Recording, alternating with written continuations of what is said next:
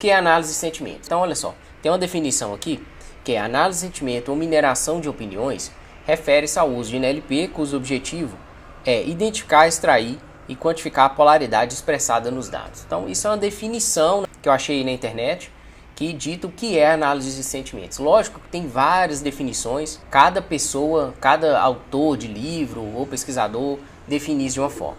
Mas eu achei essa definição muito simples e muito sucinta e passa a ideia. Você quer fazer o quê? Você quer, o objetivo dessa tarefa é identificar, extrair e quantificar a polaridade, ou seja, o sentimento expressado nos dados. Sejam eles dados de texto, vídeo, imagem, tudo isso dá para aplicar análise de sentimentos.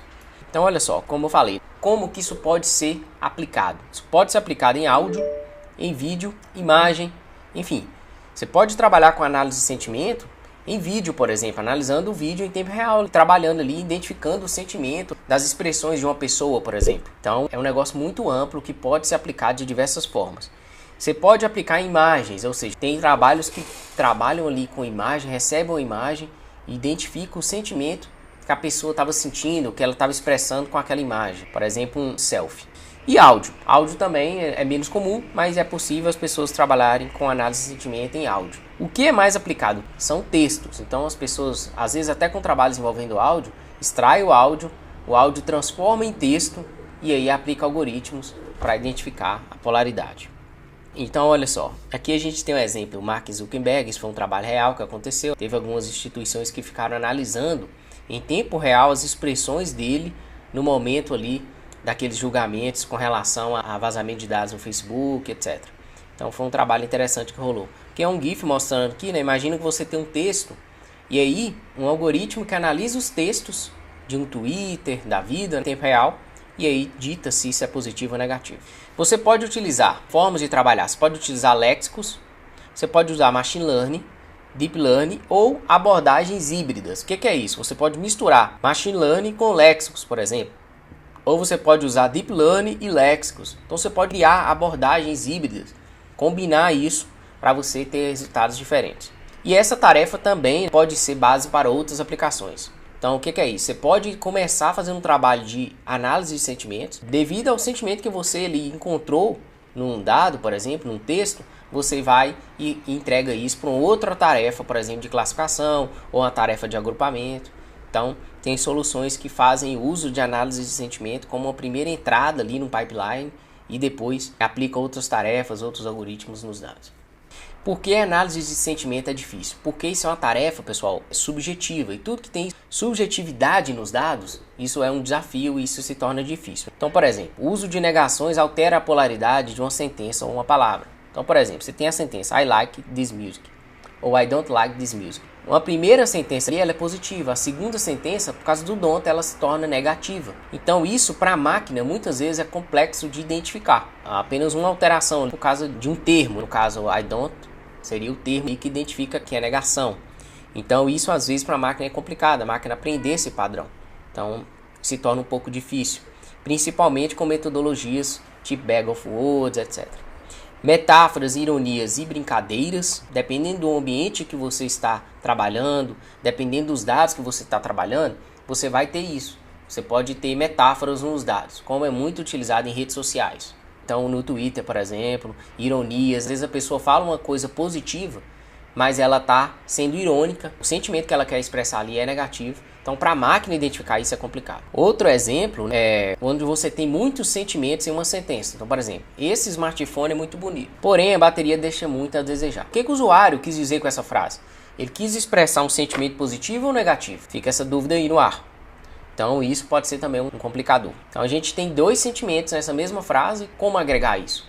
Tipos de abordagens. Então, olha só, dicionários léxicos. Então, eu vou mostrar a vocês, assim, hoje não vai ser uma aula sobre dicionários léxicos, a gente vai trabalhar com machine learning, mas eu vou mostrar que existem alguns dicionários e como você pode usar dicionários léxicos, caso você queira, em sua estratégia ali, para trabalhar com análise de sentimentos. Então, olha só, os sentimentos das palavras podem ser combinados para gerar uma classificação de uma sentença. Então, o que um dicionário léxico é?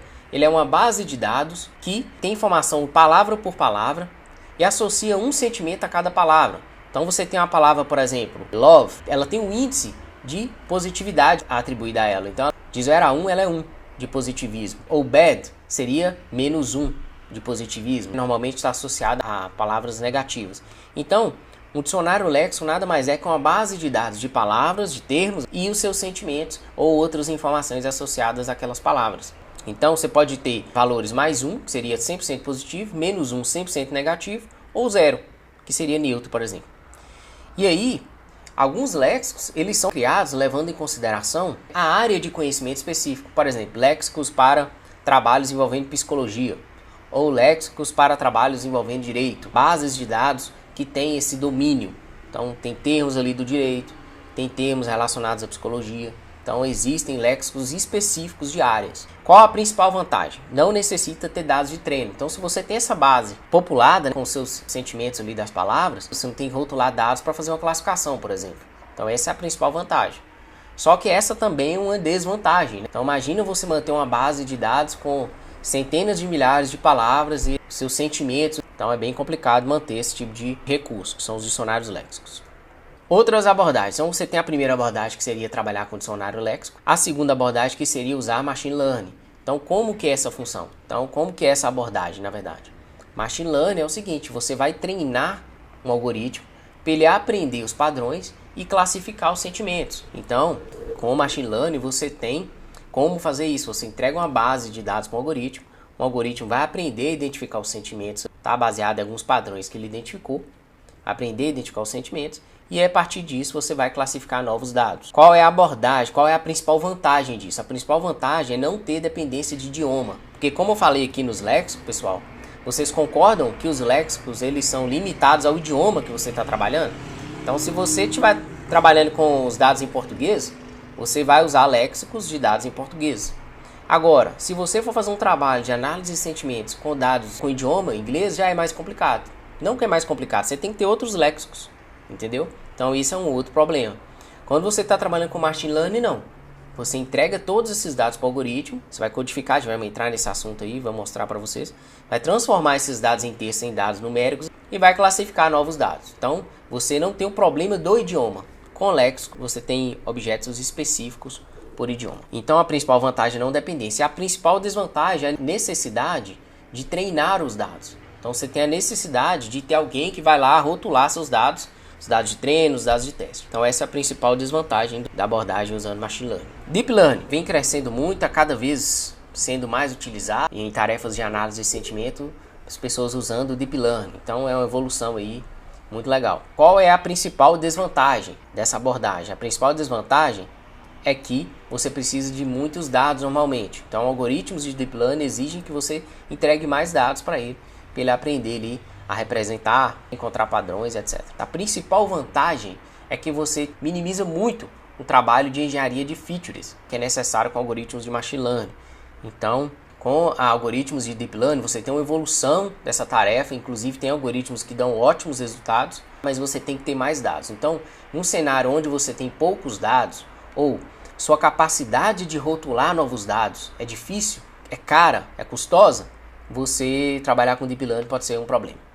Sem contar a questão de performance também. Algoritmos de deep learning exigem mais recursos de máquina e hardware. Mas a principal vantagem é que você consegue, inclusive alguns algoritmos, trabalhar com contextos. Você entra no nível mais avançado da coisa e consegue resultados melhores às vezes.